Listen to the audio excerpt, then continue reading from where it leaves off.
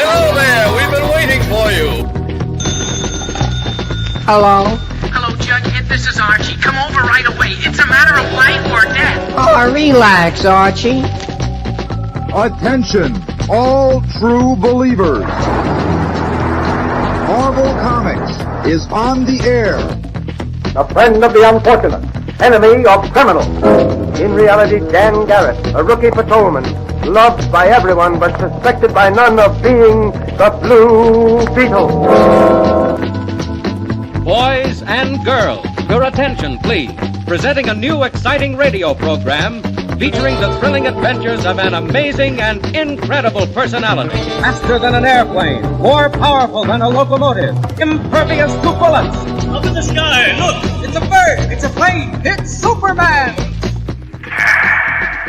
9, 8, 7, 6, 5,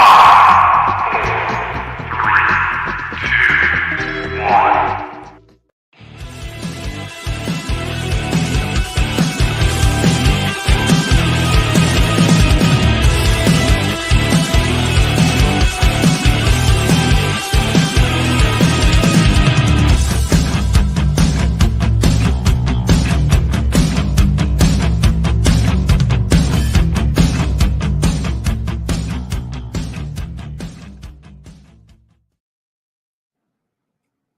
Hey, Bill. Hey, are we on the right show? Are we on the right show?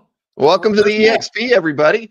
It's Friday evening here, and it's a little it's not an April Fool's joke either. I know it's it's the 4th, but yeah, James and I are your hosts right now to get this show started. Yeah, I know your calf empire is expanding. I didn't realize it was taking over other channels now, but so Yeah, you got yeah, you Zevia, never know. got your Zevia? You're not under NDA, so we can't. I couldn't have told you that in advance, but yeah. And now I you know. am, by the way, but I appreciate it. Oh, well, there you have it. So, well, welcome. Good to see you, James. It's been a while. Yeah, it's a pleasure, Bill. It's a pleasure. Now, again, Nick's running a little bit late, but a couple things I think we were going to do today. We're going to highlight.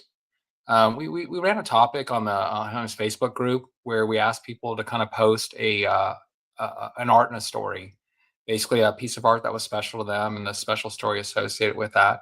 So we're going. Nick wanted to highlight a number of those pieces and kind of talk through them, and then. One of the things that we also did recently is we had anyone introduce themselves with, their calf link, and then every time we kind of do art share, we ask them to include their calf link too, to kind of not only just comment within Facebook, but comment within calf, and doing everything we can to do kind of some cross. Look, it's not like you guys need it. We're just tying in on that, but it's still fun, right? Because we get to share our galleries. But since Nick is fashionably late, but it's been a tough week for a lot of people, as you can imagine. It's been a tough week for him. Wasn't expecting it, but I do have a backup Slido that we can do for content until he jumps on, because that's who I am. I think that would be good. Yeah, I'm here for the ride. I'm here as filler content, but that's what I gather from the chat. Nick is usually late. I didn't know that because I usually tune in 5 or 10 minutes after his show is already underway. Fashionably. But before we do that, I have, and I know you've already posted it, but I've been seeing a lot of the art coming from Next Comic Art on swimsuit stuff that you guys going on. It's looking pretty good. Yeah, there's some surprises too. You notice we didn't tease the Mannix artwork yet because it's so darn good. You don't even get to see it until the show. Yeah, when I think Mannix, I think, hot women. Well, they're hot. That's all I have to say. But yeah, you have to tune in tomorrow night at 9:00 just to see them. I think they're somewhere stacked in the middle of 40 pieces. But yeah, no, it's good. Yeah, Craig Rousseau to start tomorrow at 2:00 as well. He's got Dynamite artwork too from Herculoids. I saw Joe Lindstrom was doing a bunch of covers for that. That was looking pretty good. Hey, who's this guy? Hey. I don't even know why I need to be here. I got 2 professionals on. How's everybody? Welcome to the show, Nick. It's good to have you on. It's been a long time. It's good to have you guys on. This is really cool. This is something James and I were talking about some ideas, and he brought up doing something to bring attention to collectors' collections. And we discussed it further, and we were like, let's promote comic art fans. You know, we have a few people like Robbie Roach and God, I can't believe I can't remember the name, but Larsman, who I'm thinking of, and Ronald have all signed up for CAF over the years. And we were like, let's just promote CAF. Let's try and get at least 10 more people signed up for CAF, you know, get them going. Plus, with Comic Art Live coming up, usually we'll do a show the Friday of Comic Art Live. Mm-hmm. But the thought is, if we promote comic art fans now and people sign up and they sign up for the emailers, they'll have more time to prep for Comic Art Live. The one thing I'll say, and Jay, will Dynamite raise prices by 25%? Not yet, Marcus. Not yet. Marcus is starting early on the show, isn't he? I should say not today. At the very least, not today. Here's the thing. There's a couple of schools of thought about what to do. Are we going to lose sales regardless because people are going to be more frugal with their money? Yes. Are other publishers going to go to $5.99 and $6.99? Possibly. Do we make up the difference by raising prices now and being ahead of it and helping that to offset lost sales? That seems like a knee-jerk reaction to a degree. So we're going to keep our prices the same and hope that fans stick with us. And this way it makes it easier for retailers and fans to buy the comics. Hopefully we're right. We might be wrong, you know? I mean, that's life. Marcus, okay, next week I'll raise the prices. Well, I thought it was an interesting kind of dichotomy. I had, fortunately, the Dow Jones on one side, the HA on the other. And as this was going down, man, HA still stayed up here, for at least for today. It was incredible when I saw the Infinity Gauntlet go for 135 plus juice. I was like, oh my god. Yeah, over 160 total, yeah. Yeah, I mean the Frazetta did well. All the Frank Millers did well. And by the way, everybody, Jay right now is posting the link for Comic Art Live news. But even if you go to Comic Art Fans, at the very least, Bill, I don't know, you tell me, can people sign up for the emailer even if they're not members of CAF? Can they sign up to get your daily email? Yeah, the email that I gave him the post in the chat is one that gets everybody signed up for any CAF email. They don't have to be a member to get those. Yeah, so even if you're not Corey also I think is now on CAF. Even if you guys aren't on CAF yet and you're uncertain about whether or not to sign up for the emailer. You'll see how cool they are. You get an email every day. You get updates. You get to see everybody. And here's the beauty about CAF. You can look at it regardless whether you're signed up for the emailers, whether you're a CAF member. You can check it out. But, you know, we're going into uncertain times. But if you can budget it, I suggest that you get not only the CAF membership, it's Bill, correct me if I'm wrong, it's $75 a year still for right now? It is still $75. 8 years. That's a bargain, man. That's a bargain. It is. Yeah. And how long has it been $75 for? If you go for the market share, it's only 75 more. So, and that's what I would recommend. But we'll even make sure he sends you every email twice. Oh my God. That was not his fault. Well, you can't say it wasn't my fault, but I wasn't actually responsible for it. But yeah, you can point the finger at me. It was my project. Either way, yeah, $75. It gets you early access to Comic Art Live, which is of course the weekend of May 17th and 18th. And if you got art for sale, it's the best opportunity for collectors to market their art for sale. Certainly, that it's commission free for now, and and all that fun stuff, right? I mean, for you to be able to market stuff for sale, have 48 artworks for sale throughout the weekend. You know, if you're there as a buyer, there's plenty of reps and dealers that are dropping art that weekend. And again, if you're premium, you get into the hall 2 hours early, which is really, I mean, as a benefit. I mean, surprisingly, I have more people go premium when we did the first Comic Art Live with the 2 hour free access than at any other point in the 15 years prior to that. So people like early access to be able to get to the art and commission list before anybody else. And I think that's still today probably one of the more advantageous features of our premium membership. But there's plenty more, you know, rolling out with that too. Premium members get their want list keyword alerts as they happen. They don't, no other service provides it like that out there that claims to be able to do the same thing. So and ours just keeps getting better. So all those things add into it, and we're still only, I haven't really outlined all the stuff that premium memberships are good for. But at the end of the day, they keep the lights on at Cafe HQ and the servers running. So it's always important to have support from the collector base with premium memberships. I would say easily, you know, it's as important as any other component we have that as revenue streams, whether it's advertising or whatever, or all the shows we do. I mean, yeah, support from the community makes probably, you know, the biggest difference, and just it shows you, you know, that you see the importance and value of CAF, and it just helps us work a little bit harder to make sure that we deliver on what we want to. That man. Yeah, see, I've maybe said this a few times in the, you know, in the past. And you have an app now too. That wasn't cheap to do either. Where's the Slido link? Yes, we have one. It was a backup Slido in case we needed content, but I do have one possibly. And I'll say, Bill, on the CAF Live, the getting there 2 hours early is great. It's that feature that you added where your keywords populate all the art that's about to be in the auction about 30 minutes before, I mean, not the event, before the event. And you just zero in immediately on what you're looking for. Once you implemented that, it was a game changer. So I've picked up a lot of Comic Art Live pieces over the years. I've spent a lot of money thanks to that feature.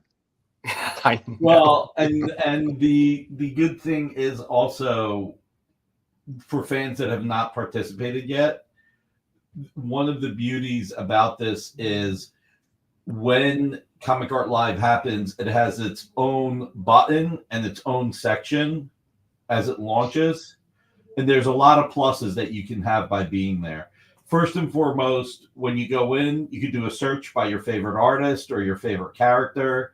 You can have it populate highest price, lowest price. The way Comic Art Live is set up, it is set up with highest price items first, going all the way down. I think Bill will correct me, but I think it was somewhere between 6,000 and 7,000 pieces for the November Comic Art Live. And then over 1,000 or 7,000 both, and in May too. So we're expecting at least 7,500 to 8,000 pieces in the May show. Yeah, and then, but there's also a really cool section where if something sells, you can see that it's sold. And Bill does encourage everybody to not change the price. Some people, a few people, not many people anymore, but they have zeroed out what they had it for sale at. But you can see what everything sells for, which is cool. And, you know, you'll have all your dealers, but you'll also have a lot of artist reps that have a lot of great artists. But the most fun part to me on most levels is the fact that you get to interact with other fans. You can buy books art from each other, and there's something that makes it a little bit more satisfying, a little bit more personal. Right. We had more artists exhibit in the November show than ever before. I think we'll see the same again. I think we had 25 artists in Artist Alley, and I think we had 20 to probably had about 30 indie artists in Hall I, which was new in November as well. And every artist that exhibited at IC3 in New Haven, just about 4 weeks ago, they all have the opportunity to have booths in this this current show as well. So there's going to be a lot of new artists that collectors can discover as a part of Comic Art Live, from now on. And that's kind of a big tenet of what we're trying to do with CAF. It's one of the most fun things I think all of us get as collectors is just discovering new talent. And anymore, that's like I wouldn't say it's a game, but I mean, guys like Tyler T and Aranga and a few other collectors, Dan Tancredi, make a lifestyle out of discovering new talent that within 12 months, everybody's wanting to get pieces from. So we're kind of approaching Comic Art Live as an opportunity to encourage artists to participate in the show and help them get discovered a little bit earlier. And of course, we're talking to those guys too. Who are you looking at? Who do you think would be a good addition to bring into the show? And so we're trying to do more than just help you guys find artwork to buy and and make pals with each other through the site. We really want to do good for every aspect of our hobby, from the people who are creating the artwork or to the people who are buying it. And of course, we work with everybody else too, from the auction houses. Well, and you also have great content. I mean, let's not forget the panels. You have panels with a lot of great artists, some art collectors. You make the most of it. Jimmy Palmiotti and Amanda Connor, I think, have regular panels. Ryan Sook has had panels. Ed McGuinness. It's just a lot of fun. I mean, and you get to ask questions, and unlike a San Diego panel, you have a better chance of getting it answered. I got two things real quick. First, I'm not a fiduciary or a financial advisor at all, but Comic Art stayed up and the rest of the market did. So maybe it's an investment. That's all I'm saying. It is an investment Second, today. hey, Nick, I'm going to put you on the spot. You know what would be a good feature for Comic Art Live? An interview with the Red Sonja actress. I'm just saying. And that would be cool. Right now, I'm working on San Diego Comic-Con and setting that up. And trust me, that is a lot to navigate through. I was going to follow up this week, and I was trying. Yeah. Nick and being at a panel, name a more iconic duo. When Marcus used to be so nice, what happened? Marcus is still nice. Marcus is so busy. Thank you, Steve.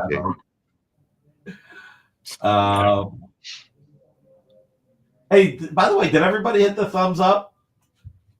No, you didn't ask them to yet, Nick, so no one did. Hit the now they thumbs will. Up, everybody.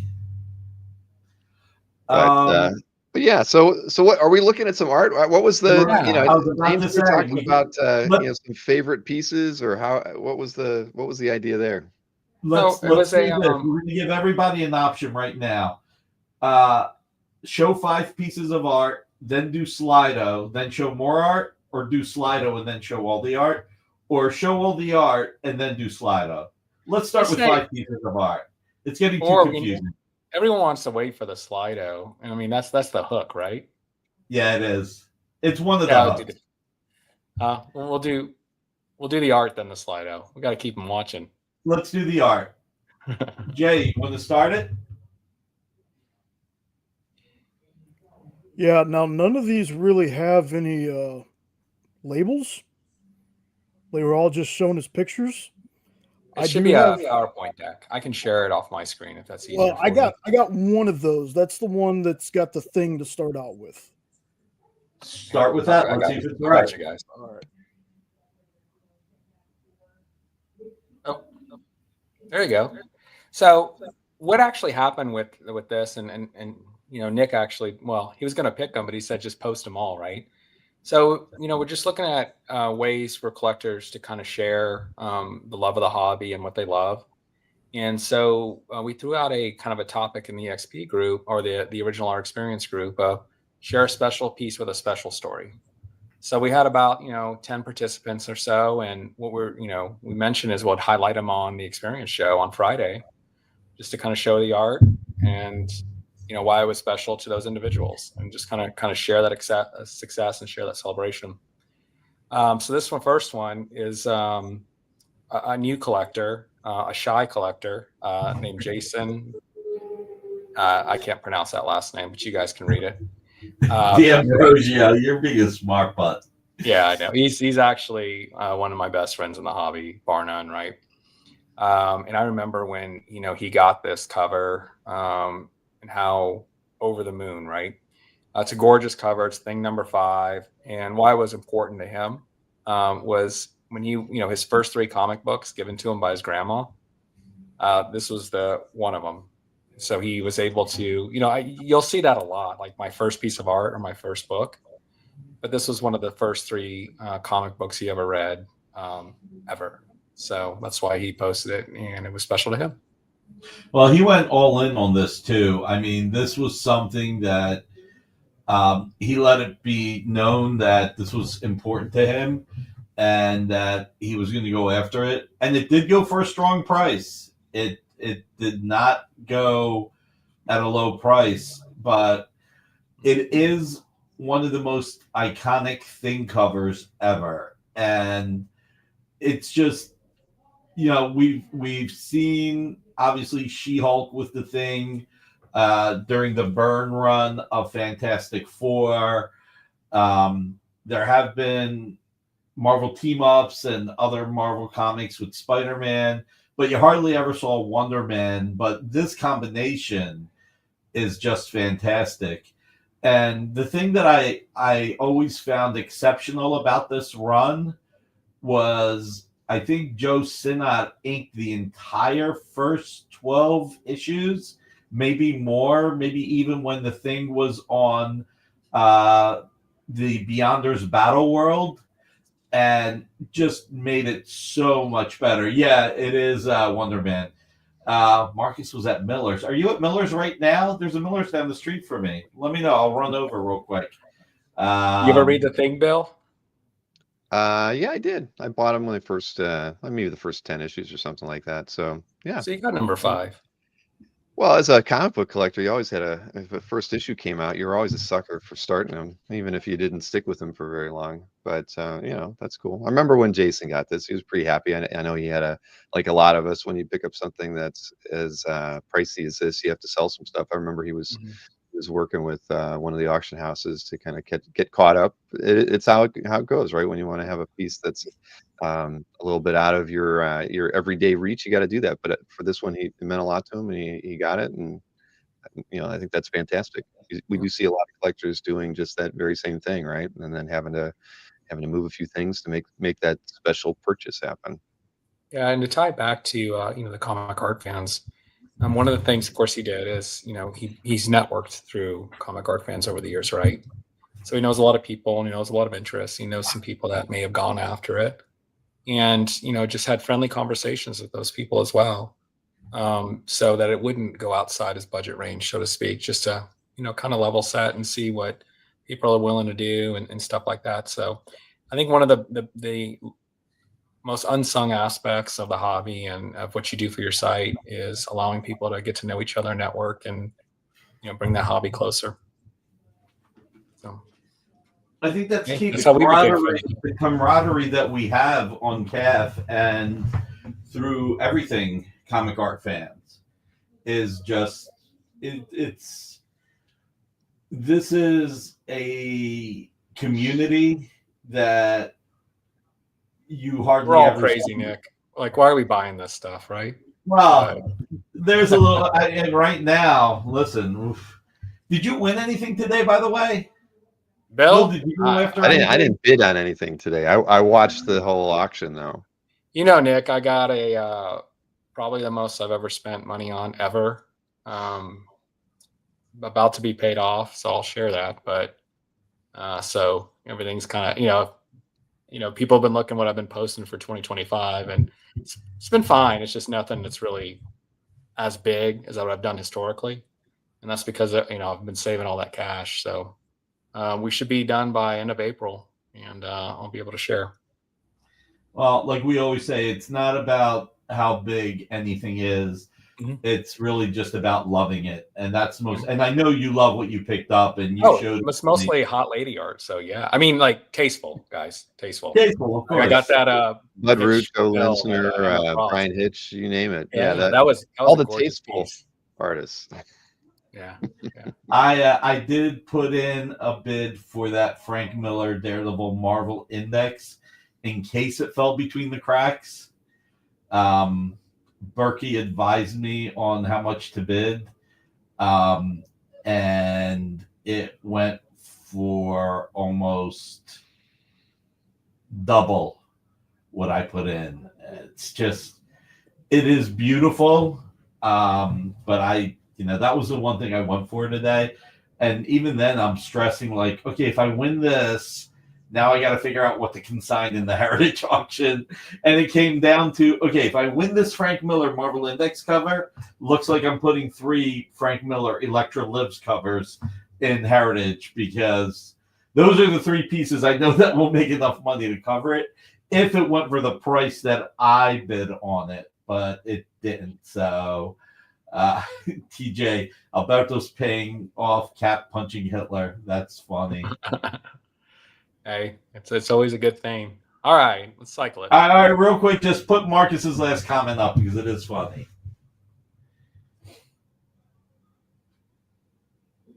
Basically. All right, if she would have had hair, I think it might have sold for more. That's just my opinion. So this is our good friend, Jeff Wedding. Bill knows him well. We all know him well. One of the nicest people that you'll ever meet in the hobby. And one of the nicest, like his spouse is so incredibly nice as well.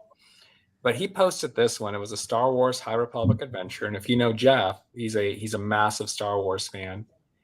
And he posted this one, and his story behind it was one of the things he likes about this hobby and collecting is meeting and making friends with the artists. So this was the first page that Jeff got from Harvey. I won't pronounce his last name. Talibo, something. Harvey's. Go ahead, Joel. Talabau is what I've always. Talabau. Yeah, and this way Jiggy's always said it to me. I could be wrong though. We'll clarify tomorrow night. Nah, you're the expert. But I've talked to Harvey a few times. Super nice guy. So, one of the things, again, you collect the art. You meet these people behind the books. For some, they're stars. For others, they're friends. And for Jeff, and this started his friendship with Harvey. And it's a beautiful piece. I mean, look, Harvey's one of the unsung heroes of our hobby and the industry. He is such a great artist. He executes so well. He's just got to find the right book will finally get him the attention he deserves. I mean, I always look at Ron Garney. Ron Garney is one of the best artists in the industry, and he's been on some incredible books. But his Captain America, just for critical acclaim with Mark Waid, was the highest profile book he did, and it's just so well remembered. And he's done so many great series over the years, and he did like a 4-issue Conan series that was fantastic. But once he got to Berserker, then everybody found out how great Ron Garney is. And that's Harvey. Hopefully sooner than later, people will find out how great he is besides just us. My surprise was how long he's been drawing in the industry, right? And from an early work perspective, the thing that I've enjoyed the most is his Psylocke miniseries. So just the art associated with that. And it was story-wise, it's fine. The art-wise, it was fantastic. But he's been in the game for a long, long time. Oh, yeah, I think over 20 years. That's what I'm saying. He still hasn't gotten the recognition he deserves. Hey, Bill, will he be drawing a swimsuit piece for Saturday night? He's on the list, although I haven't gotten his scan yet. Or maybe I have. I don't know. I'll take a look. I've got everything but 4 pieces. People tuning in on a Friday, right? If you want to do any sneak peeks later, I think they wouldn't mind seeing. We'll see. I'll look and see what I got here. All right. Let's go to the next one. This one was fun. So this is from George Hodge. And if you don't know George is a musician and George is an artist as well. So this one is the cover to I Hate Fairyland number 5. And the cool part about it is he collaborated with Scotty Young and wrote and produced a song associated with the release of I Hate Fairyland. Wow. And if you go onto the Original Art Experience Facebook group and you look at the topic that this is on, there's a link to the actual song, and it's pretty good. It almost sounds like a new version of a Beatles song. So George has always impressed me with his musical talents. He's done concerts for some of our hero initiatives, or if you just ever listen to his music on Spotify or others, he's really good. And he's just been making music for a long time, and to collaborate with Scotty, that was definitely a special story, and it stood out. Well, I mean, look, Scotty Young, I will say, is a genius, and I don't use that word lightly. I mean, he's a great writer, a great artist. He has his unique style, but he pulls out when he's doing Marvel work, because I don't think he does much DC, if any. But when he does work, he gets into the essence of characters and makes them fun, So sometimes I look at his covers and I'm like, wow, that's a gag that's up there with Charles Schultz, with some of his Marvel covers, and George is a hell of a nice guy, and this is just a fantastic cover. So both George Bill and Scotty promoted each other. Yeah, CAF theme song in the future. George will write it. Yeah, no, I'm with you. I always like this piece too. I mean, I like Scotty's style, and I mean, sometimes a little too cartoony for me, but he's got it down. His style has been the same for years. Just fun, and this cover in particular just always stood out. Shredding on a guitar and on a heap of hair almost as long as yours. Yeah, exactly. I have all my teeth still though, but outside of that, yeah, there's similarities there. But no, I've always liked this piece. George's got good taste. I mean, he does collect a lot of art that has a musical kind of bent to it, but it's always something cool, and themed collections are fun. And George has been on CAF for decades. Mm-hmm. So you kind of look at what he's posted on there. If you look through his gallery, that's the part that surprised me, is how far back George goes, because he's kind of unassuming, right? But yeah. And honestly, on Comic Art Live, he was so easy to work with when I claimed some of the art that he had during the event.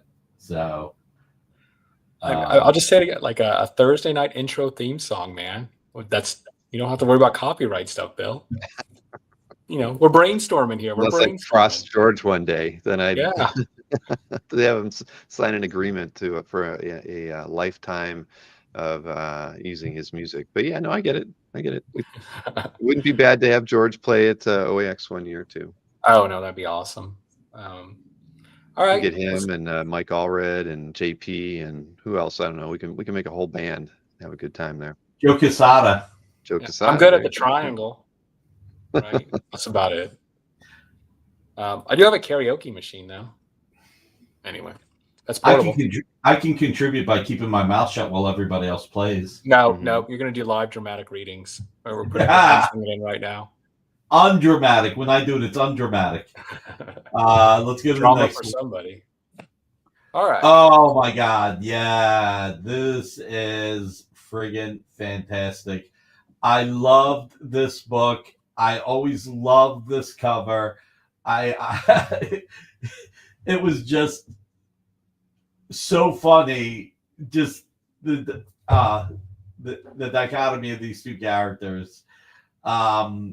I got to tell you, Carl has got one heck of a Barry Windsor Smith collection. Yeah, Valiant focused, right? And honestly, I mean, I never read Archer and Armstrong, even know who was on this cover because he didn't label it until I looked it up. That's on me. Bill, did you ever read Archer and Armstrong? I have not. Yeah. In fact, I can say I've only read about 2 or 3 Valiant comic books or anything ever. I mean, it's unfortunate, but with the number of collectors on CAF that enjoy it, I probably should take a look at it. I mean, Bob Layton is cursing me right now if you're watching this show. Talk to Jason. He's a big Valiant fan, and he sent me a few graphic novels. So he was recommended this. So this one on Carl. So I've known Carl for a long time, and maybe just a couple years ago, we really started talking about Carl's background. And I'm not going to say anything. That's between Carl and if you guys want to connect with that. But he's overcome a lot. He's overcome a lot, and he's done a lot. And if you talk to him, he's extremely positive, extremely nice guy, and so it's impressive, right? So what attracted him to this cover, and it kind of alludes to, some of the challenges of growing up.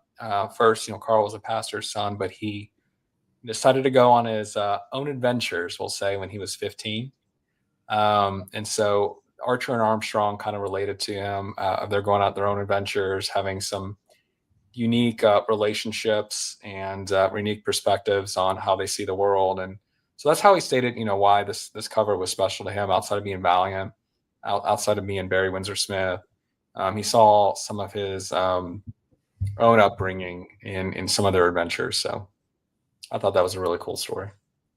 The one thing, on Valiant, in my opinion, for different reasons, 4 of my favorite books were Ninjak, and the first 3 issues, and that should be easy to know why, because it was Joe Quesada, Jimmy Palmiotti. Those books were just fantastic. Ninjas are cool, dude. Yeah.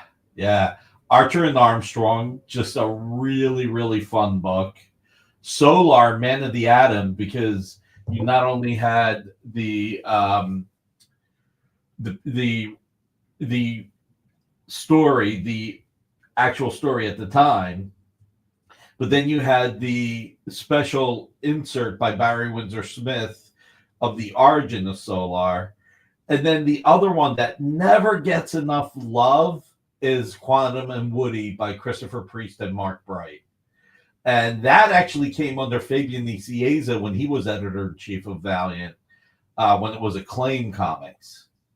So those are, if anybody wants to know, in my opinion, those are some of the best ones. And I'll tell you, you never know when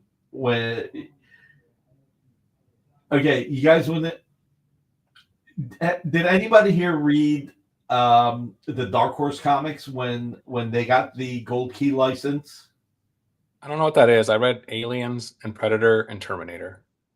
So they got Solar, Magnus, and the Valiant characters that were licensed from Gold Key. We ended up getting it after them. But they're I think it was the Solar comic, but don't hold me to it. There was a woman whose superpower was that she smelled. And the only time she didn't smell was for like 10 minutes after she took a bath. And that was like the time that she could get intimate with anybody. That book was so terrible. And you look at it like Jim Shooter 1989, 1990, Jim Shooter 2012. What the heck happened here? Who doesn't know a person like that, right? But no. All right. Next. Hey, Carl joined the chat. Hey, Carl. Thank you for joining. So this one, Derek, this is the professor. So we call him the professor. I mean, it's kind of it's kind of obvious, but I don't know of anyone who knows more about comic books. I would say DC, but he kind of knows everything. What issues, what characters, who does what, etc. He's our walking, talking encyclopedia when we ever have questions and trying to find something. So, Derek, if you ever met him, he's a quieter guy, right? And so he got this commission from Mike Allred at, where's he at, Bill? OAX1. OAX1. So he got this commission, and Simon Miller, another CAFR friend of ours, arranged it. And then so we have, just like a lot of you guys, we have some social media chat groups, and Simon invited Derek to that chat group. And again, Derek, kind of a shy person and not too many, I don't know, I'm just assuming like not that many friends in the hobby originally, but he kind of became part of the group, right? And built a lot of relationships, a lot of friendships with some of the chat groups that we're in. And so he, mentioned that this was the piece that kind of kickstarted a whole new chapter of his social life. So, I mean, I thought that was almost had kind of little tear, right? I thought that was really impacting. That all of us as collectors, as a group, meant so much to him, and it was OAX and this piece of art by Mike Allred that kind of kicked it off. Well, look, See, Bill, you're changing lives, man. It's not just a dominant economic empire. It's no. Well, I mean, the one thing about OAX that I think needs to be said is all the fans get to talk to the artist more one-on-one. It's not like a convention where you're basically, an assembly line, like, whether you have to pay some creators to sign books or you're just waiting to get books signed, but you got to move along because there's a line deep 200 people. OAX is far more intimate, or at least, sorry.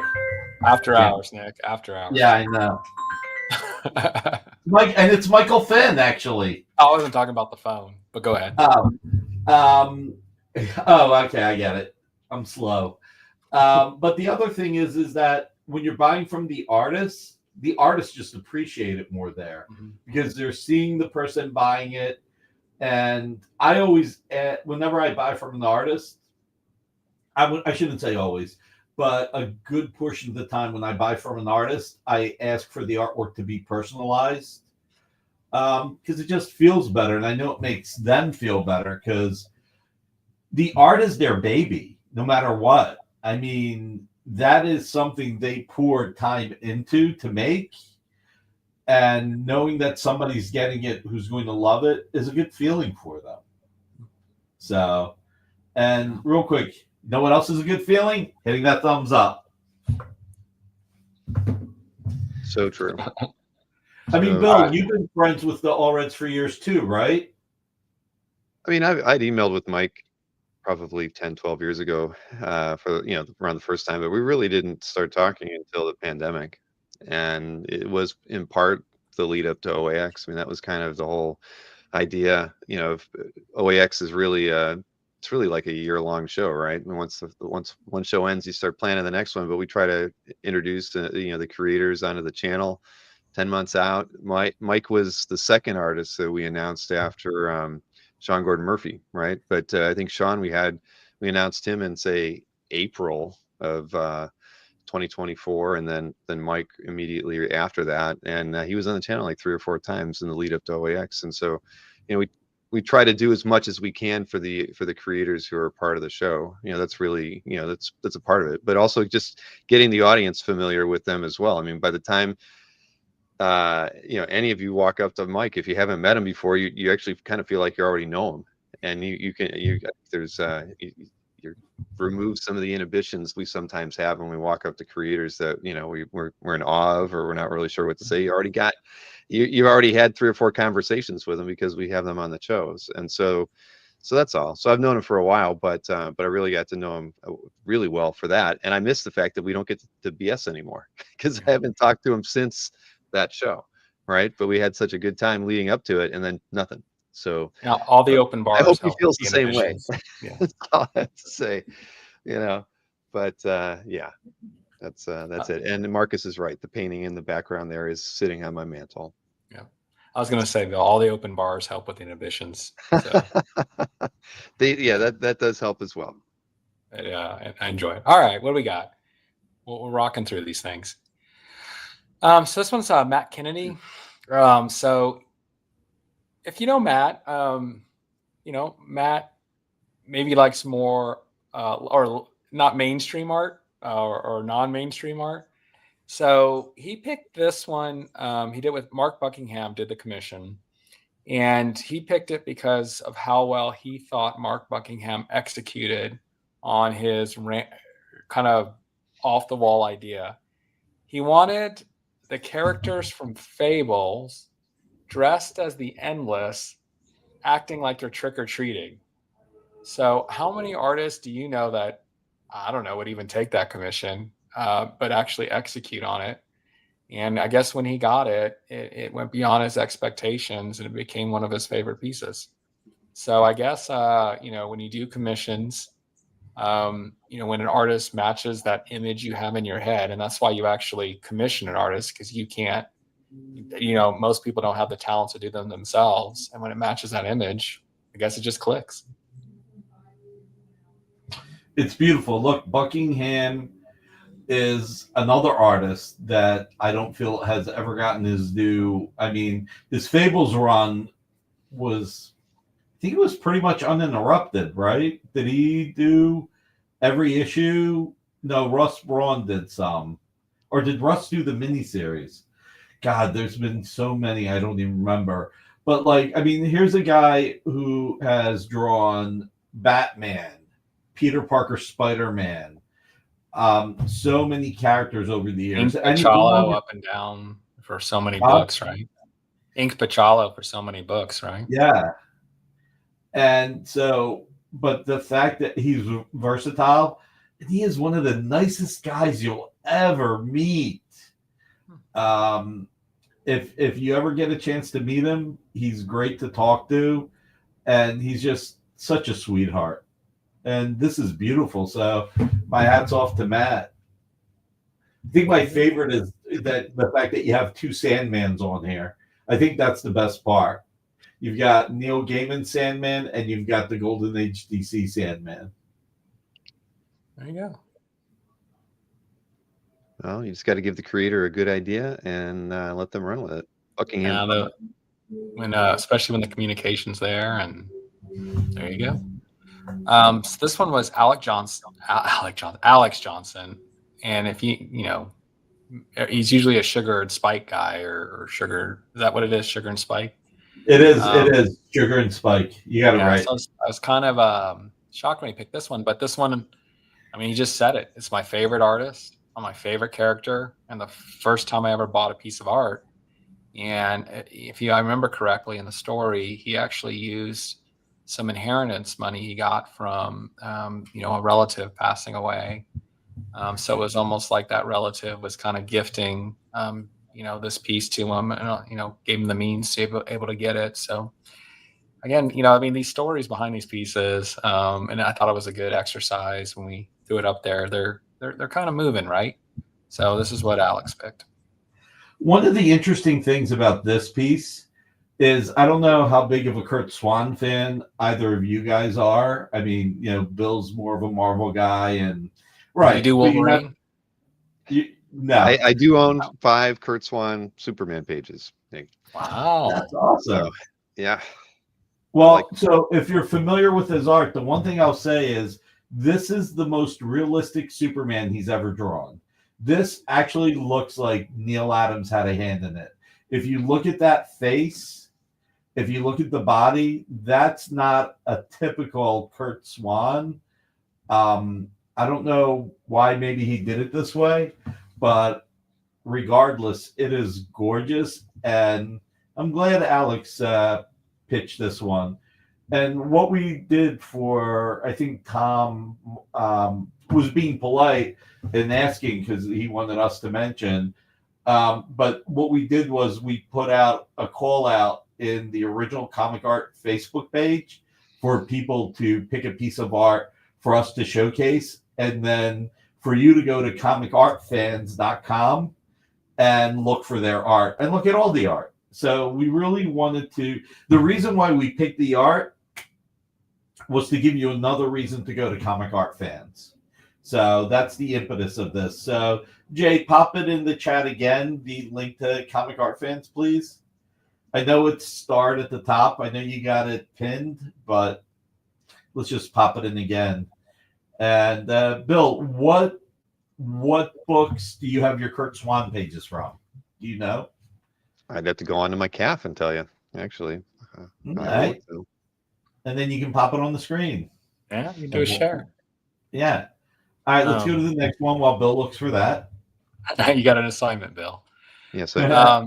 So this one was Michael Lovitz. It was the first piece of art he got. Walt Simonson, Thor, right? Walt Simonson's associated with Thor. And he was 15 years old. And if you guys know Michael Lovitz at all, dude's just got a stupid collection. It's just up and down. Just one of the most impressive things on comic art fans, right? So to see his first piece of art, kind of the genesis of, what he ended up building from a gallery perspective, that part was pretty cool. So this is, Lovett's first piece. And the funny thing is, this is before Thor 337 by a couple of years. So I was thinking 336. 336, 337. It was one of those. Michael probably got it based on the fact that Simonson did Thor a few years before that in the 70s.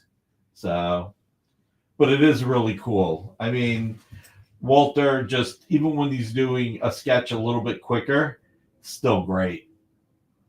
So, and Marcus said probably the reason why the Superman was maybe more realistic is because the pencils wouldn't have been as tight if Murphy Anderson inked it. So makes sense. Gotcha. Bill, did you pull them up? I only have, I'm sad to say, I only have one posted to my calf, and it's from Superman 358. You want to grab it at the intermission, Nick? I think we're almost done with this one. Yeah, let's show that. Yeah.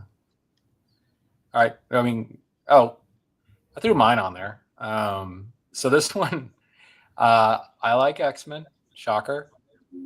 I like Calvin and Hobbes. That's actually the book I grew up with. One of the best memories that I've had in this hobby is going to the Ohio State Comic Art Museum, or whatever it was, that Bill hosted an event there, and seeing all of Bill Watterson's comic Calvin and Hobbes art, including some of the early stuff, but more specifically the very, very last piece of Calvin and Hobbes art. We got, it's right there. We got to see it. We got to go into the vault. We got to take the tour. We got to see stuff that kind of defined what I read in my childhood, and that was absolutely fantastic. And the reason I picked this, I've got a lot of pieces that are special in my collection, but as a group, from a friend's perspective, we do a dirty Santa or secret Santa or filthy Santa, whatever you want to call it, white Santa, Hanukkah Harry, I'm Jewish, but so we do a gift exchange. How about that? And Jill Loudon or Diana Prince, she grabbed me, and this is what I opened. Like, I've known Jill for a while, but to grab something that she knew exactly, like my biggest two comic art influences, that had the humor, that was absolutely gorgeous, done by Richard Henneman. I wasn't expecting it because usually, not to say that we throw something in a gift exchange that's just throwaway. We kind of put some thought into it, but the amount of thought, again, it kind of caught me off guard. So I picked this piece. There's a lot of other published classic, published comic work that I could have picked, but this is what I went with. Well, look, this is playful. This is well executed. It's fantastic. And I just love the way Wolverine is pounding on the side there. It's just really, my cool. favorite is the little Cyclops bunny. I know. I wasn't going to say anything. Yeah, I like it's adorable. Come on, Bill. Jill is very thoughtful. Cyclops got the girl again. Every time. He gets them all. Redheads and psychics, man. He's like a magnet to those. It's unexplainable, but yeah, no, that's awesome. But again, it goes back to just Jill's awesome. Somebody who I really didn't know too much about until the pandemic when we started doing live streams. But it just it's just great to have friends in the hobby who get to know you, and then you get in a Secret Santa, and the next thing you know, you can wind up with something as awesome as this. Yeah. Something you wouldn't have asked for yourself, James. No, I would not in a million years. So no, I was pretty happy. All right. Hey, Jay, real quick. Well, let's let Bill pop up his swan, and then after that, put Michael Lovett's last two comments up. I'd have to. Oh, okay. I can share a screen. I didn't realize you wanted me to get that. Oh, yeah. Michael did hint at a story, but he didn't post it. So, all right, let's see that swan. Hang on. I got a cat fight going out in my backyard right now. If you can hear, like literal or like literal cats are fighting right now in my backyard, and I don't think anybody's home right now, except for me. Nobody's out there screaming. Anyway, I have shared the screen so you can see it. I actually got this piece from Bill Byers. And when did I get it? I got it at, okay. They're still fighting back there if you can hear them. No. This is gorgeous. I might have to go check it out. But I got this from Bill Byers when we did the Columbus event. James, you remember that? Yeah, absolutely. Yeah. Bill had it with him. He had it for sale. He had a portfolio full of them, and I told him I wanted to get one, and this is the piece I picked out. And I bought it for Maureen too, because she's a big Superman fan. All the pages technically are hers, but I've bought them all. I buy so much art for Amber, right? Exactly. I get it. So there you go. There's my one that I've posted. The rest are in the portfolio. I'll have to make a point of scanning them. I don't always scan and post the artwork that they have. They have their own calf galleries. They should be doing it themselves. I promise, Bill, you post your next Kurt Swan and we'll leave comment. Everyone leave a comment on Bill's next Kurt Swan post. Or go there and leave a comment. Leave a comment on this one. Go to No, we're going to encourage them to post it. Post a new one. Oh, okay. So all right, I'll make you a deal, Bill. You post the new one, we'll leave comments on both. After the show, I'll post all the other ones I got. I promise. The cool thing about this page is you got Superman going around the world multiple times, just like the first Superman movie, and you got Superman flying using his heat vision. That's action. It's in character. It's costume. I mean, this is what you want on a page, right? You get him flying around the globe. I mean, this was a good one. I liked it a lot. And he's in every panel. Just the first panel, you really can't see him. He's going so fast. He's trying to keep up with the Flash. Yeah. Next. Yeah.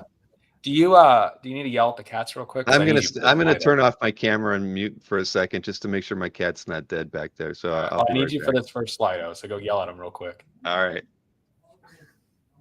I don't know, Nick. We're getting close to time. Do we even want to do it? The audience doesn't want to see it. Which one? My Slido. They don't want to see it. Yeah, everybody wants the Slido. But we got to. How much more art do we have? I don't know. I thought it was done. Is there any more? Wasn't there one more piece that wasn't? Yeah, let me do that real quick. Somebody posted something this morning, and just kind of the nature of inclusive, or we want to share it. So I'm just going to pull the picture. Look at pop up the Marcus comment. And Jay, did you pop up Michael Lovitz's 2 comments? Oh yeah, let's do those. And let's pop up Marcus's comment because he's still having fun with Comics Den. Are these pieces for sale? Yeah. You always lowball, so you try to make your offer.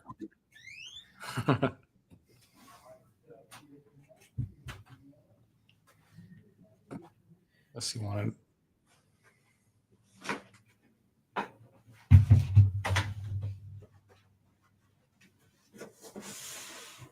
Do they have COAs?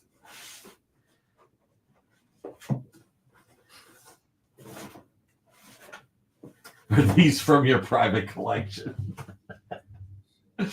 Oh, sick. That was a cool story. Everybody hit the thumbs up. I know that this is an even more laid back show than usual. Oh man, after this week, I think we need it, Nick. Yeah, trust me. Here, let me do this real quick. I wonder what's going to share. Let's see. Entire screen. Okay, we're picking the right one. Got it. Yep. Here, can I throw it in the chat or no? Behind the scenes, it's Jay. Jay needs to throw it over there. Jay, pick this up if you can. Oh, Sean. Yeah, Sean has a great one. That commission took years. What? Oh, so this is the last piece, and it came in this morning, but we wanted to make sure we highlighted everything. So this guy bought a jukebox. Now he had some art, and it's hard to see because it's an older picture, but it looks like he had the cover to Amazing Spider-Man 134. Right. Okay, this picture I did have. Oh, okay. So it was, I guess, he was working out. John Romita Sr. was working out the colors and design for Tarantula. So that was the his art that he posted, and this is Christopher Joy. So again, CJ Design. What's that? I said CJ Design, our buddy. Oh, nice. Very cool. I appreciate you sharing. So it looks like he had some pretty incredible stuff back in the day. He said a couple of them were sold, unfortunately. But we've all gone through that, right? We have. All right. You want to know my worst trade? My worst trade ever? Sure. I traded a Daredevil 181 page by Frank Miller for a Conan the Barbarian by Barry Windsor Smith because I didn't have a Barry Windsor Smith example, and I got talked into it. And I keep reminding myself never have any regrets, but on this one I have to fight not having a regret because you got some regrets on that one. Yeah, it's like why it's like why would I trade a Frank Miller? It's like why would I trade? It's the only Frank Miller I've ever traded. I have sold a few pieces over the years, but I don't regret those as much because I know what I picked up because I sold them. But that trade was a bad trade. But it's my own fault. I'm the one who did it. Well, I'm pretty sure you've made up with it with plenty of karma and great trades. So yeah, life is okay. Life is okay. Are you going to Heroes? Number one Marvel fan wants to know. Yep, sure am. I have my uncle lives there, so it's become a very, very close uncle. So it's become a family event now. So I'll be going every year, spending a few days with him, and grandkids that are my son's age, and then going over to Hero. And I actually took him to Heroes 2 years ago, and that was his first con ever, and he absolutely loved it. So we've made it a tradition now. Nice. I did not get my mail today yet, CJ. It's been a long day, and I just came to do this. So, but I will be getting it, I'm sure, I think. Well, I think Bill is pulling two cats apart, so we jump right in. See if there's mail. Let me see if there's like a ticking time bomb from CJ. Give me 1 minute. Well, we'll throw it on there. We'll start the Slido. How about that? So we can kind of get the content going.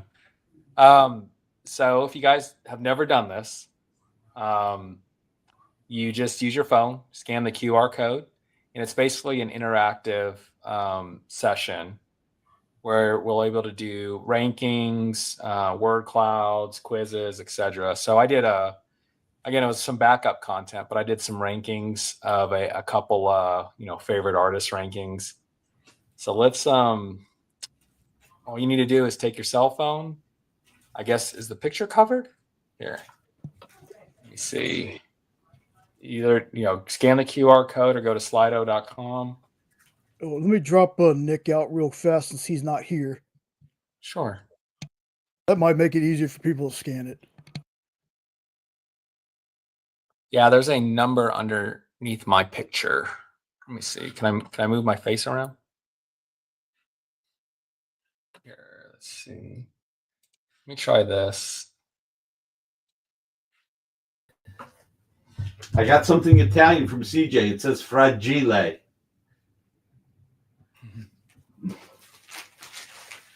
All right, rank your favorite X-Men artist. I know. We got one person who's at Dave Cockrum. You're going to let Dave Cockrum win, guys? So you can go to slido.com and put in the number, or you can go and do the QR code. I've got a number of these. There's a few of them. So do it too, Nick. You got your phone? I'm opening up this. All right, Jay. I know you're in the background, but give it a shot.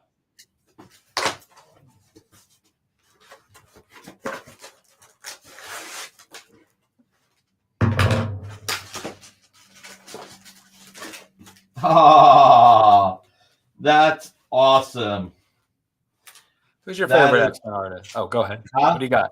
What do you got, Nick? This will crack everybody up. And by the way, this is a ranking, so you can pick them in an order.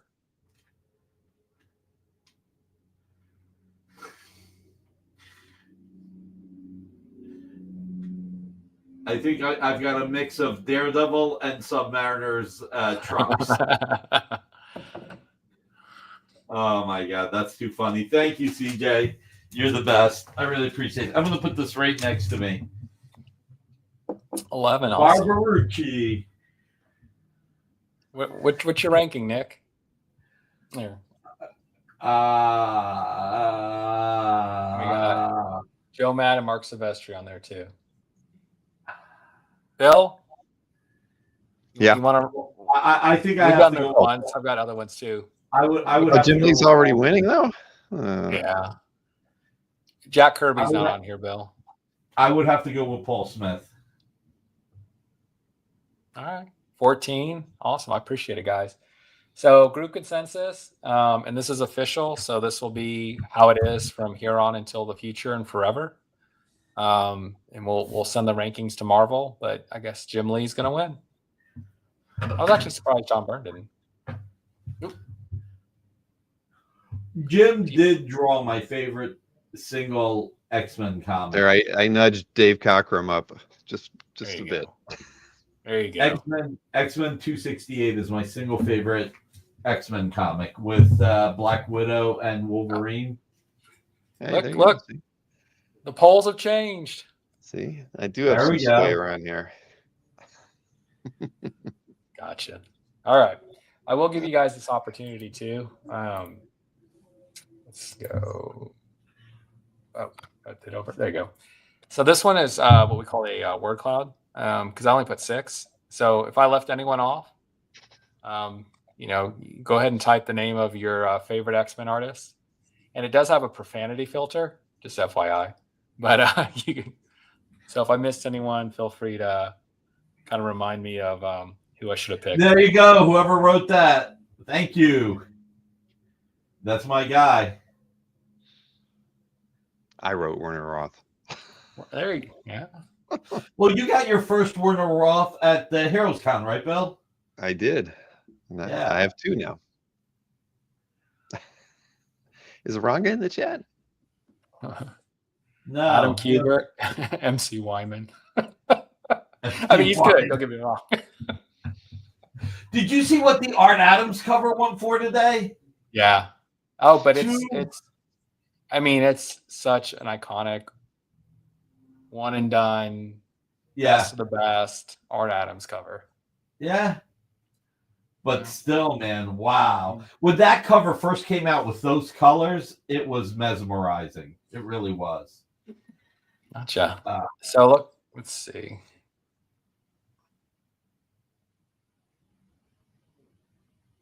All right. Bill, by the way, thanks for picking the Justice League cover last night. That was really cool. That was It looks like Aranga winning. We'll let him know. All right. Murdoch has one question. Are we including all X titles or just Uncanny X-Men and X-Men? I think we have to say just Uncanny X-Men and X-Men. No, man. We'll open.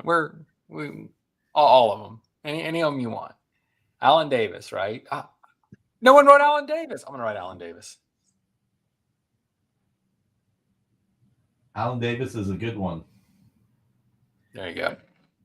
You know what else nobody wrote? But I think there is one who put Big Narucci. I'm surprised nobody said Barry Windsor Smith because his first Marvel work was X-Men 55. You had Life Death 2. There you go. I think All Barry right. should be in there. I will say this. I'm Equal Opportunity, DC, and there's just 4 of them. There's just 4 of them. So who's your favorite Superman artist? What do we got here? Again, it's a ranking, so you don't have to just pick one. You can rank them in any order you want. So you can click multiple. Man, for me, it's a toss-up between Alex Ross and Dan Jurgens.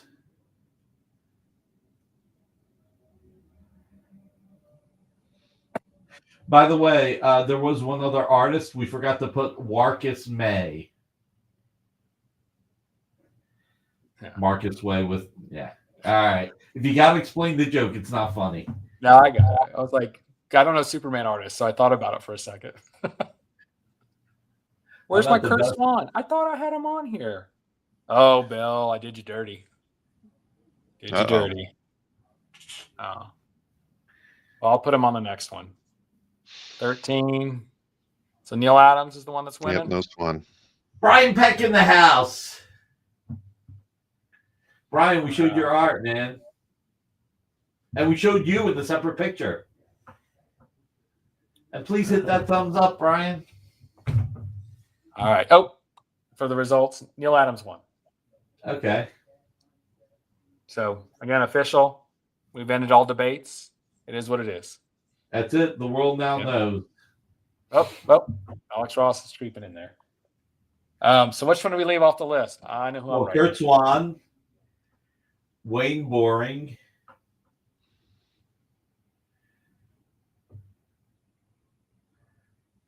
Jim Lee, yeah.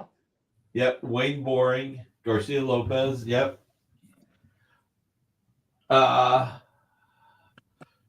Buckler did some. I just don't know if anybody would consider him a Superman artist. Ivan Reyes did a run. Butch guys. Oh, you know what? There you go. John Bogdanov and Tom Grummett, the Death of Superman people. Man, did you see those Death of Superman piece on HA? Yeah, I couldn't believe it. A splash. Wow. Yeah, it went high. Ever read? Yeah, I guess you had Kurt Swan. Were you a big Superman guy, Bill? Me? Not really. I mean, more because of Maureen than anything else. I like to keep her happy and full of artwork, however whenever I can. You're her Superman. Aw. Yeah. Oh well, I wouldn't say Sounds like that. an Anthony line, doesn't it? Now that I didn't run out and stop the cat fight, I'm like at the heel of the house right now. So. Oh boy. Yeah. That's okay, by the way. You got to let us know. She was up on the roof, so I don't know. We couldn't see her. She's missing some fur though. Oh no! It's like a neighbor cat or something like that. We got feral cats around here too, so I can't tell you what happened, but everybody was home. I'm the only one working tonight is the only one that hears it. So did you yell at your kids and your cat? No, I got yelled at by everybody for not stopping. You know, your stream's more important than our kitty cat kind of thing. She'll be fine. You can't win. Oh. Kurt Swan, Garcia Lopez. I think Tom Grummett is still missing in John Bogdanov. Well, no one knows how to spell that, so I think that's why he's not on there. In that case, let's go next. Spider-Man. What do we got? This is a hard one, dude. I think this is the hardest of all of them. Who's number 6? Oh. It's in the app. Eric Larson. Eric Larson deserves to be there because he really made Venom who Venom became with the tongue and everything. Mm-hmm. But man, this is a tough one.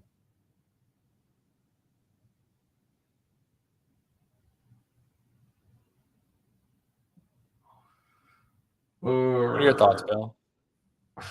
Oh gosh, I don't know. I'm not sure. I haven't voted yet. Let me scan it. I'll give it some thought. If you can pick an art piece from any of these artists, which one would you? Oh, Brian, there was a picture of Jeff Wedding. I would take a Ditko. Holding as long as there was a in costume on it, I'd take Ditko. There you go. Just to let Brian Peck know real quick, there's a picture of Jeff Wedding holding up art, and you were photobombing in the background. I didn't catch that. All right. Kirby did draw the earliest Spider-Man piece, Marcus. You are correct. This is exactly how I thought the ranking would go. It's not how I ranked him, but it's exactly how I thought the ranking would go. Senior, Ditko, McFarlane, Junior, or Bagley and Junior switched. Wow. Didn't Bagley do the most Spider-Man art of anyone? Ramita Jr. may be catching back up to him. Yeah, he's on the current run. Yeah. All right. So we are going to officially lock. I mean, the biggest debate is Ditko or Hey, wait, Senior, right? hey, James, we didn't show Brian Peck's Eduardo Barreto commission. We did miss that. Well, I saw him post it, but I didn't know if it was related to the topic because it wasn't. It is. It wasn't. Okay, we can show in a sec. It Yeah, wasn't we'll show it in a part of second, Brian. the original posting or your posting, so I just thought it was just sharing art. So that's my bad. Nah, I think he put it up there. It's all good. We'll get it back up. Thanks, Brian. All right, real quick. We only got one more ranking after this one. Oh, we got two, but it'll be fast. Don't worry about it, Brian. It's all good. The Spider-Man favorite artist we Spider-Man- missed. Oh, Gil Kane. Oh yeah, I'm gonna write that one. Yeah, that Gil is interesting because I always think of him as a DC guy, forgetting that he was at Marvel a lot in the 70s. Same with Carmine Infantino. I had a Gil Kane page inked by George Perez. Nice. It was a Should we Jurassic put- Park splash. Oh, nice. I think we should put Alan Cooperberg up here. Web of Spider-Man guy. Soviak. Just no one knows how to spell it. Alex Soviak. Saviuk. Yeah. But also Greg LaRoque, who actually did Web of Spider-Man first. All right. Two more. We'll get through these things. Again, equal opportunity. Batman. Oh. Scroll down. Who's number 6? Oh, I had to put Bob Kane and his ghost artist. Well, in that case, just write Sheldon Moldoff. Gary Robinson. Wow, Norm Brightfoot. Okay. All right. Now we're back to reality. I think Jim Lee and Frank Miller are the toss-up, and Neil Adams following right away makes sense. And Bob Kane being last is actual. Yeah, I know, Aparo, but, you know. Yeah. Jim Lee, man. I mean, he's still going strong. He's still getting $200,000 for some covers. So Yeah, he is. How's our show going? It's going good. It's going good. They're still stuck looking at my ugly face, but at the very least, it's interactive. Yeah, that's for sure. Dick Sprang, and then You should stick around for the next slide. This one's funny. There's one more quick slide. 18. Amy's like, that's okay. Amy's out. Amy's like, bye. Oh, Neil Adams. All right. The ironic thing is Tariq like, that's drawn by David Finch. Yeah, I know. I did that on purpose. Oh, okay. I didn't want to influence the audience. But David Finch, you can put him on the next one. Neil Adams edged out Jim Lee, or are they tied? They're tied. All right. Which I don't know. You should stick around for the next one. This is funny. After this one. All right, It's 2 minutes. We'll get there in 2 minutes. I'll be able to show them. It did good. Cool. We'll talk later. Right. You saw a new laptop, right? Finally got it replaced. Nice. Because the internet was going in and out on one day, something awful. Like Comcast had a personal vendetta against me or something. Hey, Bill, I noticed no technical difficulties. I'm seeing that. I actually got a upgraded laptop. So it was a refresh one at work, and it's got RAM. So it was a RAM issue before. It's always a RAM issue, right? Yep. Anything related to video typically is. Jim Aparo, yeah, that was. Corey, what's up, bud? I was either going to do Jim Aparo or I was going to do Bob Kane, but I thought Bob Kane for the joke. Bob Kane Ghost Artist was perfect. All right. Last Decent. one, and it was supposed to catch you by surprise, but that's all right. It's awesome. I want to know your favorite Aquaman Sit artist. on a throne like Spawn, and Is there you anybody go. going to vote? I don't think anybody's going to vote. Rank your favorite Aquaman artist. Huh? Who? Why? Nah, I'm good. It's getting late. Jason Momoa, Nick Cardy, Ramon. Yeah, CJ, why don't I get a cool cover? Why does Nick get to sit on a throne? I got some dog pulling my swimming trunks off. How's that right? I really thought now I'm good. It's getting late, or who, why we're going to be the top. I mean, I'm a fan of Jason Momoa's work, so. Oh my Jason Momoa can draw. Aquaman's the joke one. No, he was the actor. Huh? Who? Why? Okay, I'm gonna vote for number 5. Now I'm good. It's getting late. Nick, have a good weekend. I'll see you guys. Marcus.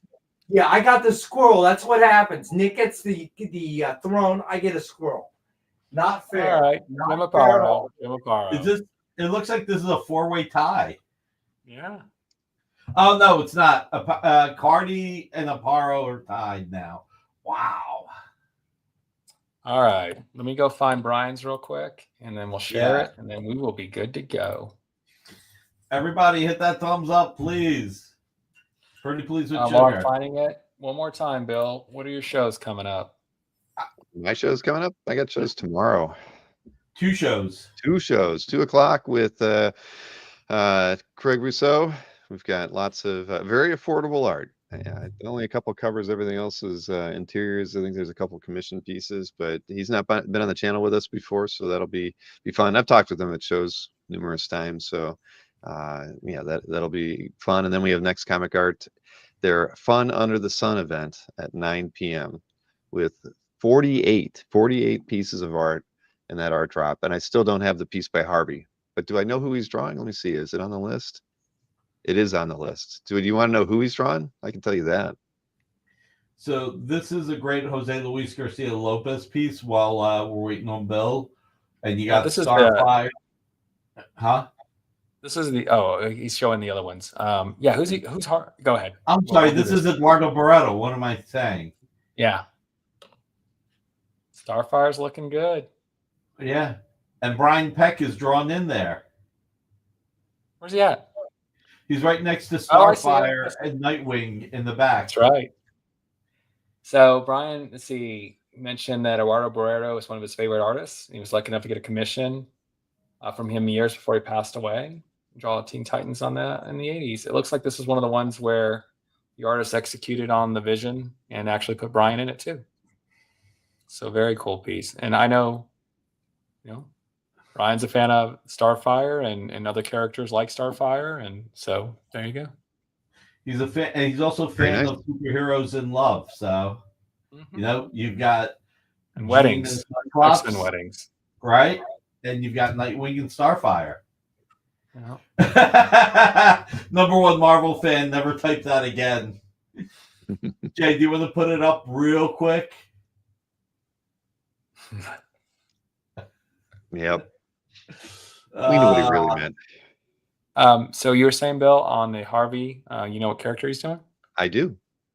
And you want to know? It's why not? Yeah. It's Black Cat. He's going to do that, but I don't have the image yet. So I'm sure it's going to be gorgeous. Yeah, Black Cat on the beach. But yeah, maybe some interest on that one. The one that caught my eye the most so far was the Rogue on the Beach by that guy who does anime kind of style. Yeah. Not that one, but that one's good too. You gonna share some? I can't. I can't. Nah, I can't show this stuff off. It'll ruin the surprise, right? Oh, okay, no, I can show you. The only ones I'm not supposed to show are the Mannix ones. I can't show those. I mean, I'll just pull up Next Comic Art on Instagram. He shared a lot. Oh, I know he did, but here I've got the scans right here.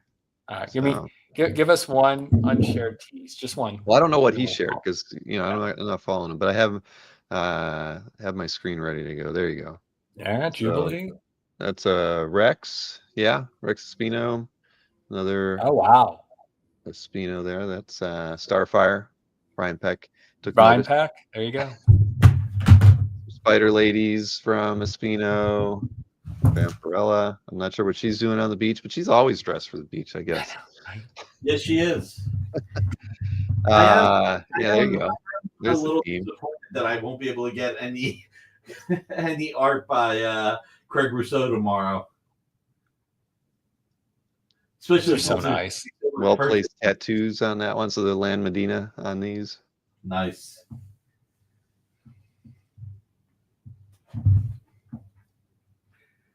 Yeah, good stuff. Yeah, I can Yeah, I can get behind this theme. Yeah, I felt they made this theme just for you, James. Well, I thought you made yeah. a write-in campaign for the swimsuit episode, and it was voted on, and everybody approved. But yeah, this is Brera, Dexter Wee, another Dexter Wee, another Dexter Wee. When you were mentioning the Death and Endless for that commission, it reminded me of this one because I didn't know who that. I didn't know it was Death at first when I saw the image, and then I was like, "Oh, that is Morpheus." Yep. And the Titanic in the background. Stingray. Yeah. Yeah, that was intentional. I think Von Randall is not in my list, so I mean, it doesn't mean that he won't get added because a lot of times Jiggy adds stuff at the last minute. But yeah, I at least for now, there's nothing. I'm getting too close to the Manic stuff here, so I don't want to go too far. But you know, you get the idea. Well, let's show what time is this again? Then. I actually Jake pulled some. Jay, what did you pull for Craig Rousseau? For the Rousseau stuff, yeah, I could show that too. You got to stop that screen and present the other one. But yeah, that's 9 o'clock tomorrow night. Those shows usually go kind of fast, but with 48 pieces, I can make no promises. That could go 2 hours. Let's see. Yeah, I got a bunch of images. So yeah, you know, actually, I renamed my pieces with the prices on them for Craig's show, so I don't want to show them because people will be looking at the title header. All right. Sorry. Oh, you're fine. So tomorrow at 9 o'clock Eastern Well, time? 9 o'clock for Next Comic Art, 2 o'clock for Craig Rousseau. Craig Rousseau. Gotcha. We got 27 artworks for Craig's show. But most of them are themed, like 5 Herculoids, 5 Young Hellboy. What else does he got? He's got like, oh gosh, now I'm not looking at the set here. Well, but, Jay's got them. Yeah. Okay. Jay, you want to pop up some of the art real quick? Yeah, none of these have anything other than the images, so they should be good, right? Yeah. Yeah. Yeah, Ninja Turtles. That's right. It's going to be a good show with Craig tomorrow, guys. Craig's a great guy, too.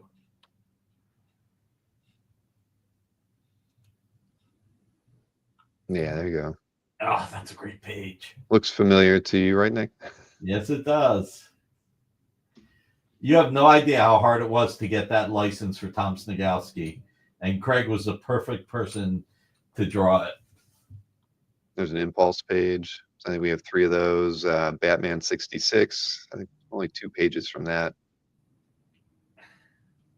I had to ask him about this. This was used for some kind of VIP experience, either a poster or a lanyard artwork for a Nashville Comic-Con. Nice. Yep. Marcus, there will be Mannix tomorrow. Gotta go. Yeah, we didn't have Mannix in the last show because he was so busy working for you, Nick. But he had some free time, so there are 2 pieces, but I'm telling you, they are so good that, and I don't even know why he hasn't listed them as auction pieces because they really should be. Oh, they're not auction? No, I don't know why. I'm gonna have to have a talk with them because they really should be. They're just so good. I think everybody's, I don't know. They're just, Mannix has some themes that he works on, and this is one that I have not seen him do before, and both are in the same vein. And I can't say anything about it other than they're really spectacular. That's awesome. So, yeah. So you got to tune in just to see them. Yeah. All right. Yeah. There we go. You got. Then let's show Ruben's show real quick. Okay. Jay's got that as well. So what is he doing? I think they're going to be talking about Heritage. Oh, okay. I don't know who's with him, but I don't recognize it. Fair enough. So, all right. So everybody, Bill, James, thank you for joining me tonight. This was fun. It was different. Everybody, comicartfans.com. Please consider joining.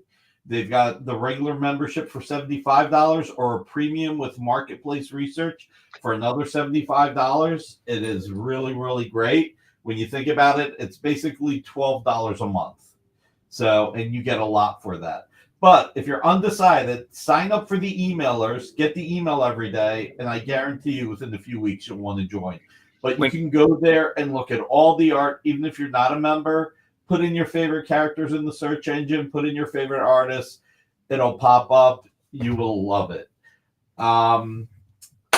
Everyone, thank you for being here. It's Friday night. I really appreciate you being here. You could be doing anything else, but the fact that you're here means the world to me and Jay and everybody.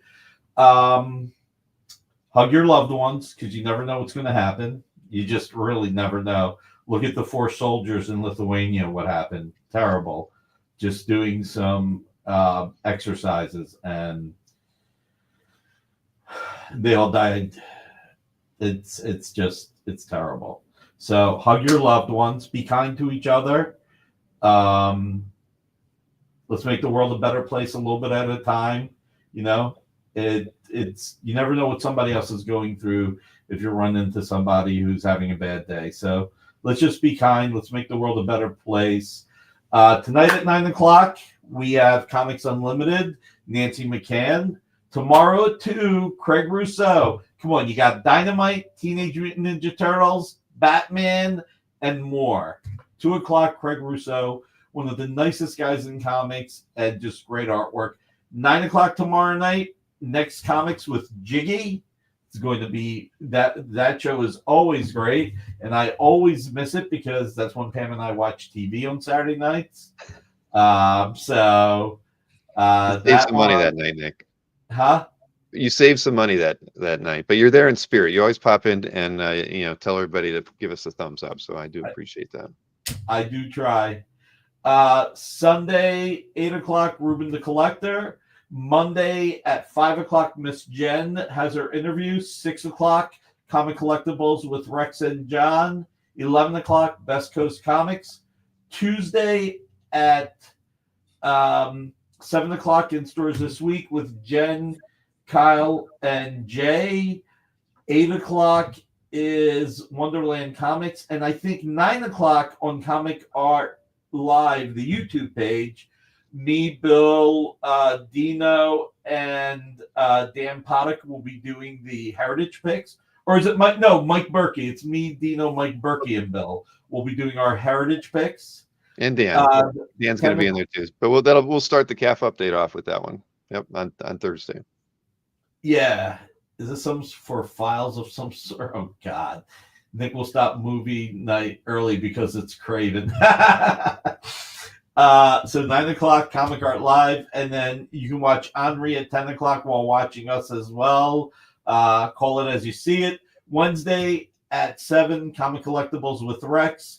8 o'clock, we've got the Q&A with the producers, Jay and Kyle. Then Thursday at 7, What's in the Box with Miss Jen. 8 o'clock, Geek Chat. And then 9 o'clock, you can go to Comic Art Live for the weekly update and the weekly recap. And then 10 o'clock, you can have another tab open and watch Mog Park. And then 7 o'clock next Saturday, get stuck with me again. So everybody, thank you for being here again. I do love you all. And Jay, take us away. Join the party. Head over to our Linktree to find all the links for everywhere the experience is all the time.